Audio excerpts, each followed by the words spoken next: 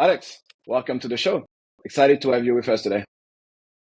Pumped to be here. Let's do it. Awesome. Well, let's get straight into business. Today, I brought the greatest mind around Cold Outreach. They all prepare a really exciting question for you today, but Cool. probably the most requested question ahead of this call. What is the best cold email outreach you ever received, and why it caught your attention? The best one is actually the voicemail script that I put in the book, which Okay. is, "Hey, this is John. I'm calling about Burger King. Give me a call back." So you talk about the competitor of theirs, and you just have it's a completely open hook. And I think it also probably would work for a cold email. I just know that I got it from a voicemail. That's the best open hook to get set call. That's amazing. At Gym Launch, you guys talk with 1 out of 5 gym in the US. This is a completely wild number. We're talking about 20% of the time. How you guys were able to make that happen? How you achieve such scale?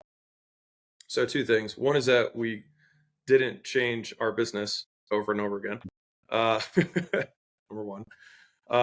Number two is it's really honestly, it's just number one is that we didn't change our business over time, and we had two reliable ways of getting customers, and we continue to do that month after month after month for 6, 7 years now. That's it. I mean, Wow. there's whatever 150,000 gyms. You do the math on how many gyms you sell, and you reverse that to how many gyms have showed up for appointments, and that's it. We've talked to a lot of gyms. So a lot about the fundamentals and keep doing the boring work, same thing over and over and again. Yep. Amazing. Eric, I think you got the next one. Yeah, absolutely. And so in the book, when you were talking about the cold outreach specifically, you knew that a competitor was doing it and you could kind of see a little bit of revenue going in, but what was the kind of sign of life in the channel that made you say, we got to keep investing in this? This is a 12-month journey, not a 3-month journey. Well, to me, the easiest decisions to make are the ones where you already see somebody else doing it. So then break it down to physics. Why, if I'm getting in contact with people, or I'm in front of someone's eyeballs that is my ideal customer, with enough iteration, I can get them to move to the next step, right? And that's basically, the reason I like cold outbound so much is that it's so reliable. Now it just takes more time to get the nuance of the audience that you're going after, and you guys are in the game, so you get it. Like there's just 100 tiny little steps, but I encourage people who are getting into that game to just only look at progress from one step to the next, and one step to the next, and one step to the next, and then it takes a very long time to lay all the bricks across the bridge. But then once the last brick's in, all of a sudden the money that was just stockpiled, boom, it flows through. And so, yeah. And you also the nice thing was there's so many, once you do get the first dollar across, then you just start turning dials. Like, okay, how can I get open rate up? How can I get show rate up? How can I get close rate up? Can I change this offer? Like all that kind of stuff. And then it can just become a really well-oiled machine. Yeah. Like you say, not a silver bullet, just 100 golden BBs. Dude, hundreds of golden BBs. Yeah. So when you were planning to expand from Gym 7 to Gym 10, you were still doing 12 hours of sales meeting a day from 8 to 8. Yeah. When do you think is the right time for a founder to remove himself from the front end of the sales process? And how do you think they should organize themselves building their first sales team?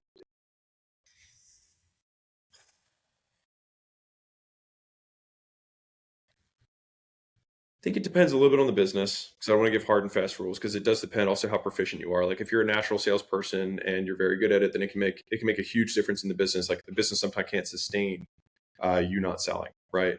And so I think it's better to just continue to sell, add people to the team. You act as sales manager, really sales lead, because at least as I define it, you've got salespeople, sales lead who kind of mentors the people, and then sales manager who's really in charge of recruiting, hiring, training, management, culture for the team. For me, it starts to get a little bit basically lead turns into manager if they have the right character traits and actually enjoy investing in people, are not just killers, which there's a place for them, but they are not the best managers. They're usually actually terrible managers. Usually around 4, right as you're getting into 4 into 5 is when one person can pop up. And then now you're managing the sales team. And then at that point, I would try and see either, is there somebody that I've been grooming since day one to take this over for me? And if you don't feel that way about any of the people, which means you're probably not that good of a sales manager as an aside, you can recruit from the outside and bring them in. And I usually look for somebody who has experience in a comparable industry and type of sale. And I would say type of sale probably matters more than the industry, in my opinion. So like if you're in high volume transactional sales, it's a very different type of sales profile and training than, let's say, 6-month SaaS sales, right? But it's a very different type of person, different skill set that you have to teach. And so I'd run them. You don't want to take, so like, I grew our, B2B SaaS company from 10 million to 100 million. And I'm like, well, what's the sales cycle? 6 months. And I'm like, I'm not going to put that guy into a transactional weight loss business. It doesn't really, even though he had this great track record and maybe we're at 10 million, we went to 100, it's probably not going to work out. That makes total sense. Really interesting. So Enzo and I both run cold email agencies, and then Raul and Nils ran a cold email agency in the past. I send like 1 million cold emails a month at this point. And so sometimes clients come to us and they're like, hey, this is the copywriting we're using on our website, or this is the copywriting we're using on our ads. We should put this in email. And I always tell them, no way, we're not doing that. And it's because the channels are just different. And so when you are doing your outreach, how do you do the copywriting so that it's different? Or like, what are the differences for doing copywriting on Facebook ads versus cold outreach? I don't have a very good answer. I just think about what makes my biggest copywriting frame is, what would I respond to? That's like my simplest frame that I look at for if I see an ad, I'm like, what would actually get me to respond to this? Now a big part of that's the offer, right? But how it's written, and the same thing with the email. Sometimes long emails don't necessarily convert into higher response rates on cold. It really kind of depends on the industry and what the offer is. So yeah, the change for me would just, I think Gary has this really good analogy for it, but it's really contextual. It's like walking to a nightclub versus walking to a library. Even if you're the same person, you might dress differently and you could look out of place. And so even though I think that if there's a Facebook ad that looks really good, I'd be like, what's the core message of this? And can I translate this into what would appear to be one-to-one communication? And so the biggest difference between an ad, so here's my roundabout way of answering. If you're running an ad versus an email, one is one-to-many, one is one-to-one, and you probably the best way to get someone to ignore one-to-one communication is to make it look like it's one-to-many. Yeah. So you can tell that to your clients. Yeah, absolutely. Yeah. To bounce back on that, I think, we can all agree that the entire cold outreach process is really about increasing someone's conviction that they will receive value if they respond to our email. Sure. I think you guys are reaching out to 20,000 leads daily at acquisition.com. I'm curious to know how you guys make everything work and how you personalize at this scale. Yeah. Well, it is different companies. So that's between portfolio companies, not one company, just for clarity.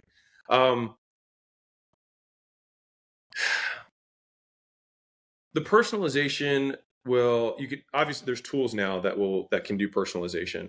But we use VAs a lot of times to help find the little tidbits that get put into the email. So during the data enrichment process, that's one of the things that we'll do from a tactical perspective.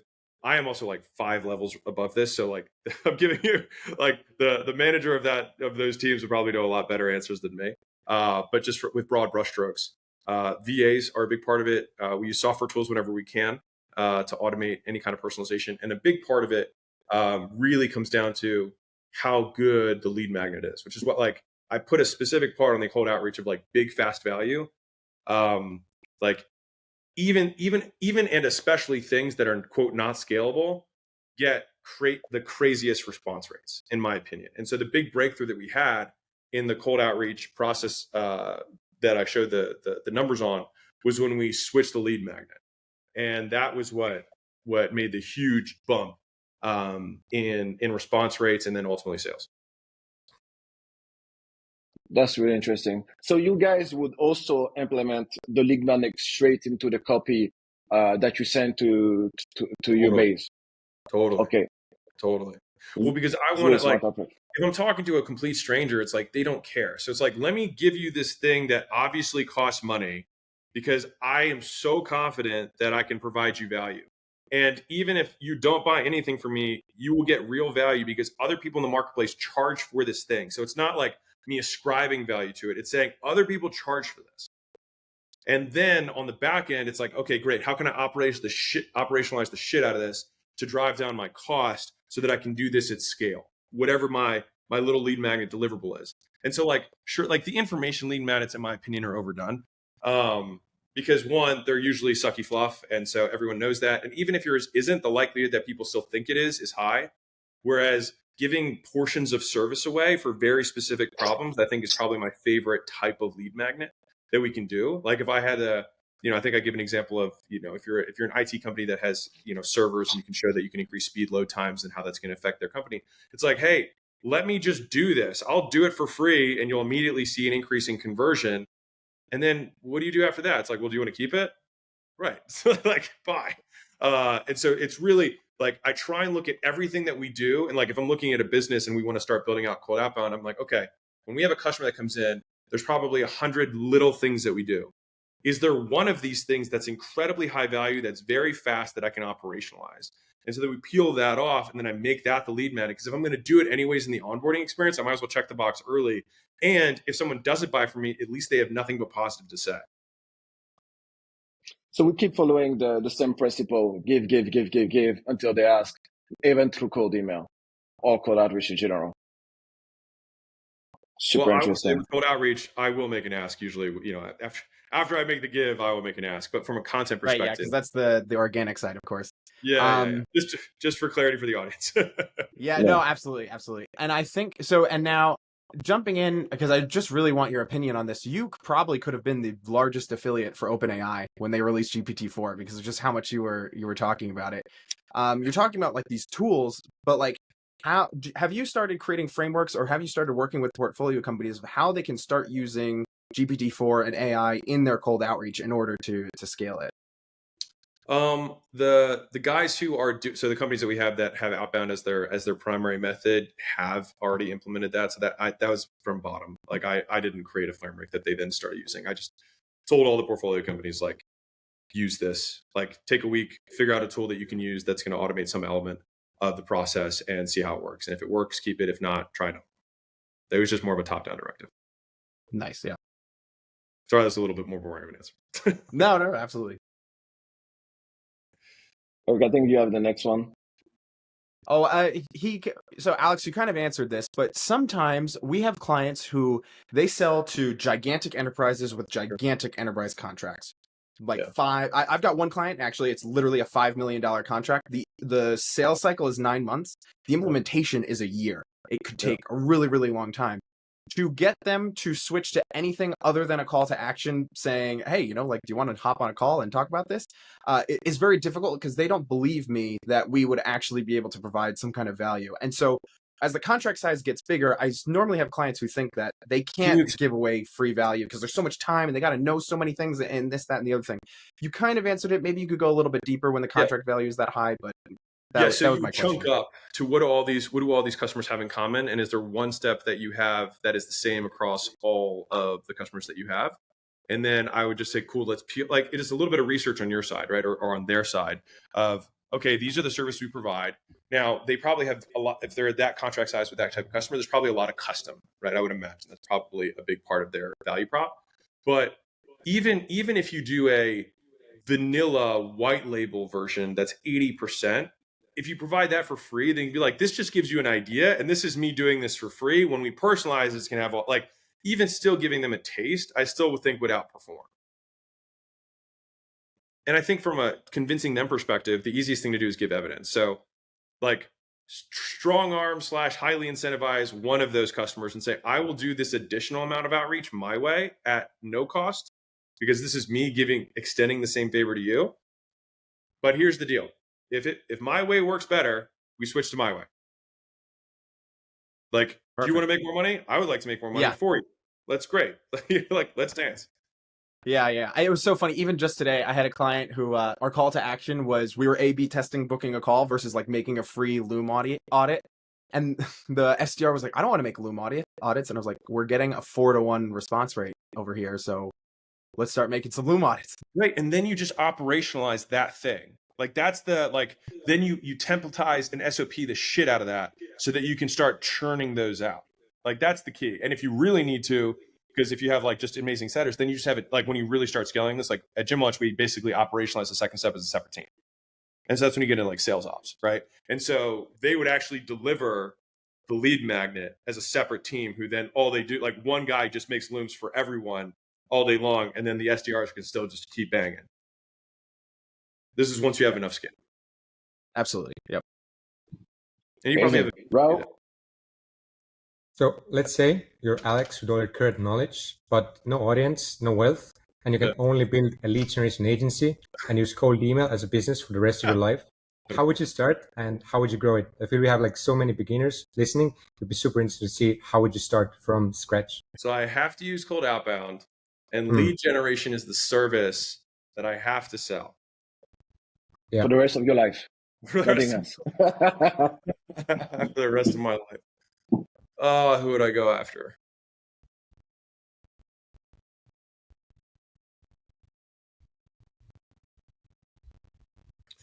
I would go after private equity firms, and I would do cold outreach to get them businesses that want to sell. And those are contractually obligated that I can get a percentage of all the sales. And then I would do lead gen for every private equity firm out there and then get them as many deals as I could. I was literally on a coaching call yesterday and I told everybody that's like the easiest, highest leverage niche that you could get into. It's just like you got to know the right people. And it's like, I've got like 2 clients in it. It's so much fun. And it's the so sales easy to cycle run is that long campaign. as shit though. The sales, so that's actually, But if I'm doing it for the rest of my life, you know? Yeah, exactly. I've tried to get into that niche and we did a couple of deals, but that was the thing, was the sales cycle was so long that I was just like website. Well, never mind. I won't say that. Never mind. But yeah, definitely I was about to jump back. That's probably one of the most interesting field. Really, really long sales cycle. But once it pays for all the time you've been waiting for, and you know, really I love ROI. the type of businesses because I know that I can wait longer than other people.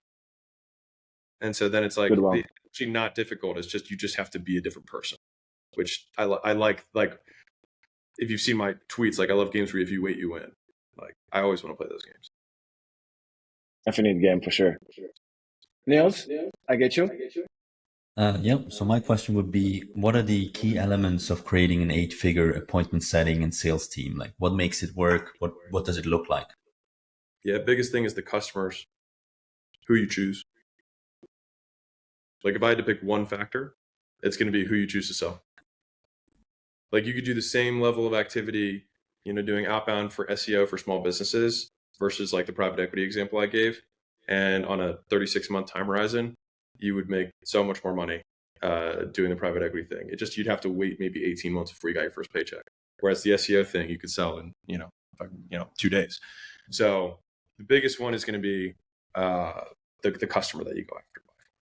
And then, the next thing is just like how good you are at operationalizing things. So that's where like tech and automation can definitely play a huge part. But the quality of the people that you're able to hire to basically build the culture of the teams. Because any kind of agency or service is super ops heavy. It's very people heavy, even with automation.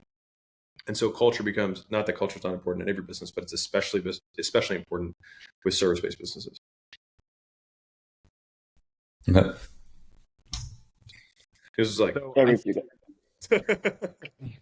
So I had a question about the core 4. Well, I have 2 questions about the core 4, I suppose. And so the first one is about, is cold outreach something that every business should attempt to master and take a shot at? For instance, one time we ran. Oh yeah. No, I wouldn't say should for anything. I just like there are 4 ways to get customers, and like pick one. Especially if you're like trying to go to 7 figures or even 8 figures, you can probably just get away with one of them. If you want to go beyond that, sometimes you have to introduce other things. But combinations work really well. That's like content and cold outreach works really well. Content and paid ads works really well. Content I think is an underappreciated one because it just takes a long time. Like that's the problem. It's just like the private equity example is that it just the reward comes at such a delay that most people can't do it. Raul, you got the next one, I think. So we have a lot of people getting responses, and one of the things they struggle with is increasing show up rates for high ticket B2B companies. So what's your process or some tips that people can get more people to show up on meetings, demos, sales calls? Yeah. So this is really interesting. So I've gotten this question 4 times today. And so I will say this is that across the board, consumers continue to be less and less responsive, right? So that's just going to always be a trend. And that's why I think that investing in brand is going to be increasingly important in a low trust environment. And that's why I'm doing what I'm doing. So number one, and just to give you guys like a mind bending example, like I will tell you what the show up rate is on acquisition.com calls. It's 100%, even if it's 2 weeks out. So, and they do that because they're looking forward to the call, because we have already given them a positive experience up to this point. They've already received value from us. And so they feel like the likelihood that they're going to receive value from that call is high, right? And so we take that as the extreme example. On the opposite end, it's you have none of those things.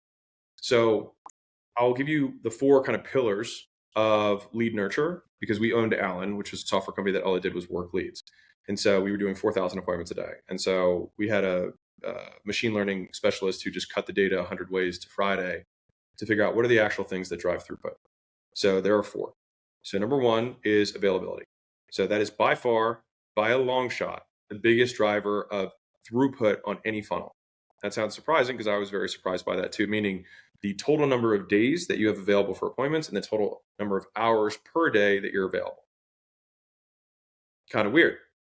And so what's interesting is that even providing more days in the future that someone can book, which was counter to what I felt anecdotally as a salesperson, like if you put more days out, you will get more people to book, but your show rate will be lower. But your total throughput on the funnel goes up. So you basically get more people to book who otherwise wouldn't have booked because the time was convenient, but your individual, as a salesman, your show rate is lower. And so then you have to play the interplay between those things, which is, okay, well, my utilization rate on my sales team is going to go down, but my total number of showed appointments is going to go up. But regardless, if I want to immediately increase the number of appointments that are coming in on any type of funnel, I increase availability in terms of days, hours per day, and time slots per day. So doing like 15-minute appointments, time slots rather than 60 minutes. Even if you do it on 15-minute intervals, people will perceive that the appointment is a shorter time period. So even if it's a 60-minute appointment, having 15-minute increments increases booking rates. So pillar number 1 is availability. Pillar number 2 is speed of contact. So, and there's 2 elements of speed. Speed of contact is from the, you're following up immediately. And also if they, like you're following with a lead as soon as they opt in or as soon as they reply, but then also again later, if they reply 6 hours later, you're also speed of contact. So like, if you're having a conversation, there's a back and forth, it's maintaining that speed of response.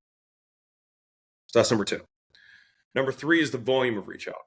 So the number of times that you follow up with a prospect over 5 days. So if you're following up 3 times a day over 5 days, that seems to be a very, like at minimum. And for all that stuff, we double dial text on all of them to get a higher response rate, get people to book and show.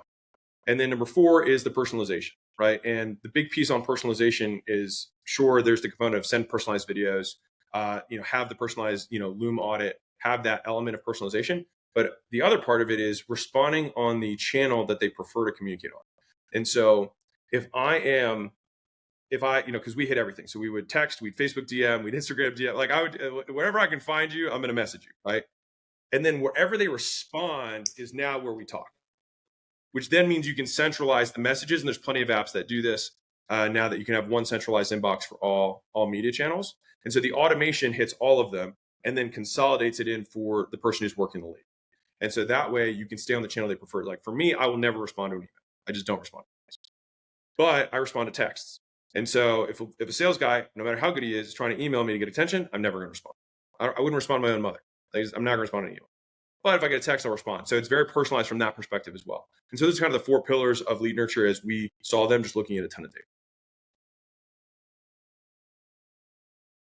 That's instantly valuable.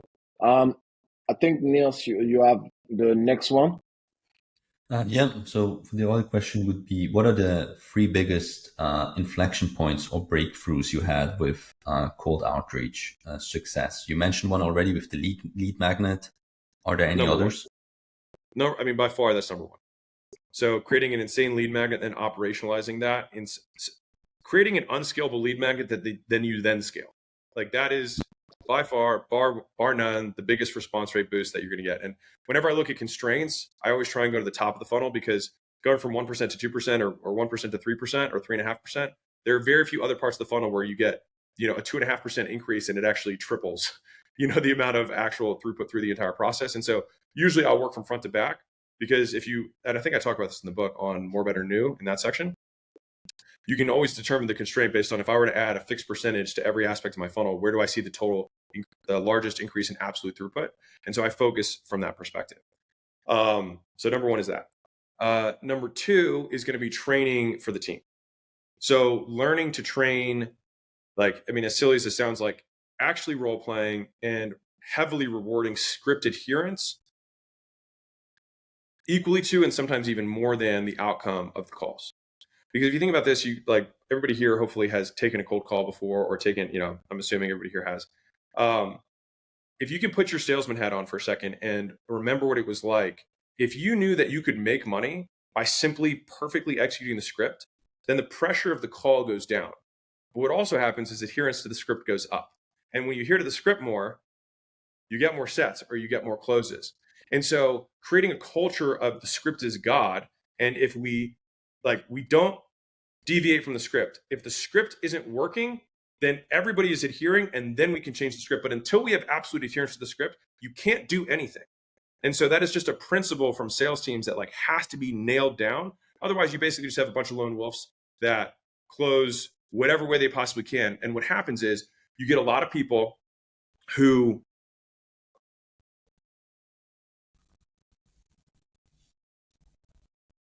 create false positives. So what I mean by that is, they go off script once and they get a close. And then they're like, oh, I'm going to do this next time and next time. And they learn bad habits because they get reinforced for doing the wrong thing. And so I would go so far as to say, if you don't follow the script and you close, I'm not paying. Because you're also promising things that aren't good. Right? Now, if we want to add something to the script, then we decide as a team that this makes sense, and then we'll add it in for everyone, and we'll actually be able to split test. But until you can get adherence from the team, and the reason I like the emphasis on the script so much is that it's so easy to drill. If the script becomes God, then it becomes very clear what the job is. And then you can control this much more at scale. And that's really how you can scale the sales team. And then obviously making sure that the manager understands that their job as a manager is the enforcement of standards, which is that these are the cultural norms of this team. That is the job of the manager, is what is the culture of this team. So if you have a shitty culture on the team, it is the fault of the manager. So in terms of, the biggest increase, number one was lead magnets. Number two is script is God. And I would probably say the culture thing, that's a bonus one. The third one was where we're getting our leads from.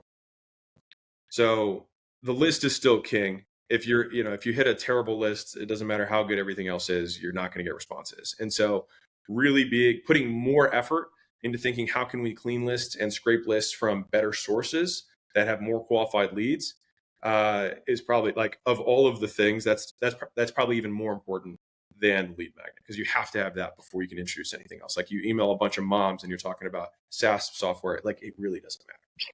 So that's number one. And then the other two are I think all of us have definitely said that to our customers at some point. Yeah. To go possibly out on a limb here, could I get a 2-minute roast of some copy that I wrote for Gym Launch and see what you think of it? Oh, for Gym Launch? Yeah, sure. Yeah. So this would be an outbound campaign to only gym owners that have one location, because we could scrape Google Maps for all of this, and they have at least 4 and 5-star Google reviews. Otherwise, the campaign doesn't really make sense. And Right. so subject, new members.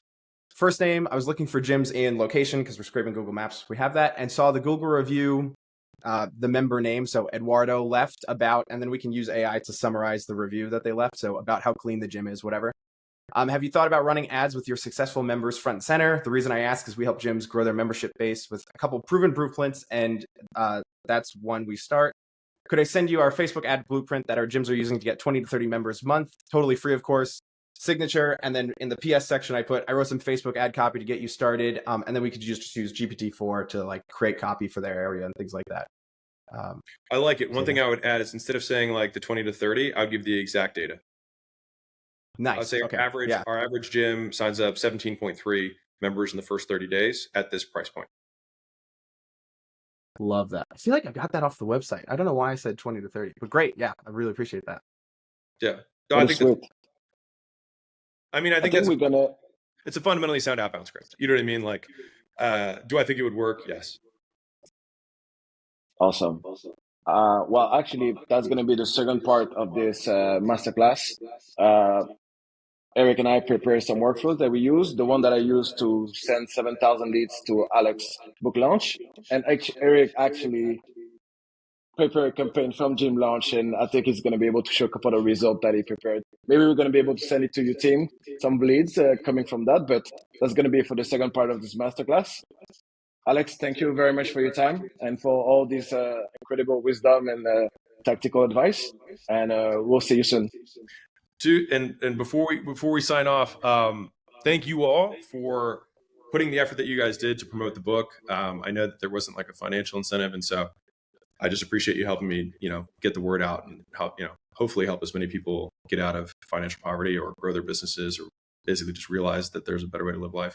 And I will say that you guys are near and dear to my heart because there are few jobs more thankless than the cold outreach team. You know what I mean? And having, gone from the set to the closers and figuring out, warming up domains and scraping the lists and it's just a job of brute force and persistence. And so you guys are my kind of people, and I appreciate you for that. So thank you. I love what you guys represent. Thank you very much. Thank you. And we're looking forward for money models next year. So Yeah. I cannot wait for that. Oh, sneak peek. oh. And Only on could I this make call. I make a quick content request? I probably listen to you every day when I'm in the gym. Could you do a video on how to divide equity when you're giving equity to other co-founders? I don't think you've ever made one on that. Yeah. It's that would definitely be a niche video that would apply to like 7 people. But well, I'll give you broad brushstrokes right now, which is don't want to run over if you have to go. You're good. This is my call that I got you. But big picture. Everyone has to be happy, but it doesn't mean that everything's equitable. So like not everyone's the same, and it doesn't mean that everyone needs to have the same percentage. And a big part of this is making sure that the people who are co-founders actually have different skill sets than you do. So like the biggest mistake small business owners make when they're getting into partnerships is they just find partners that they get along with. And that is, it's important, but you want to make sure that you have complementary skills. And so I'm all for multiple co-founders in a business because it does increase the likelihood that the business is successful. So like Y Combinator, for example, doesn't even take solo founders because it's just so hard to start a big business. So like all for that bigger, smaller slice, bigger pie. I'm obviously an investor, so like I have to believe in that, right? But it's making sure that the contribution of each of these individual people are additive and not overlapping to the greatest degree possible. And if you're looking at what are the roles that are going to be that I would want to look for in a partnership, I would probably have someone who's really good at building product or services. I'd have someone who's very good at leading and operating, and then I would have someone who's very good at marketing and sales. Right. So you need to have somebody who can get the customers, you have somebody who can deliver on the promises, and then the other person to keep the other 2 out of jail and making sure that they're actually running a team. And so if you're looking at the 3, now those don't necessarily need to be equitable. And it depends because some people are good at 2 of those things or 1.5 of those things. And so that's where like I don't have a framework for that because everyone's thinking is individual, including the businesses and do they need capital, like all of that, like it is very custom. But from a framework perspective to think through, I want to make sure that all 3 of those things are covered, and that the founders have as little overlap as possible, and that they have as much alignment on where they want to take the business and how they want to get there. Because talking about those things, there's usually where there's conflict down the road, right? It's like, hey, dude, we're making, $200,000 a month in profit, and one guy's like, I've got kids and a wife, and that's why I did this. I want to be able to like live my life. And some guy's like, dude, I want to go to $1 billion. And like, you have to be clear on that up front, and then also paint the picture of what might happen in the future. Like actually sit in it and be like, if we get to here and you have kids, how are you going to feel then? Right? And like really try and confront some of those harder decisions. And if you can't confront hard decisions when you don't have a business, it's fucking way harder when you do. So that would be my mental framework for trying to work through that. Amazing. Well, can't wait for the podcast episode to come out then. Thank you very much, everybody. All right. Appreciate you guys. Thank Cheers, you. sir.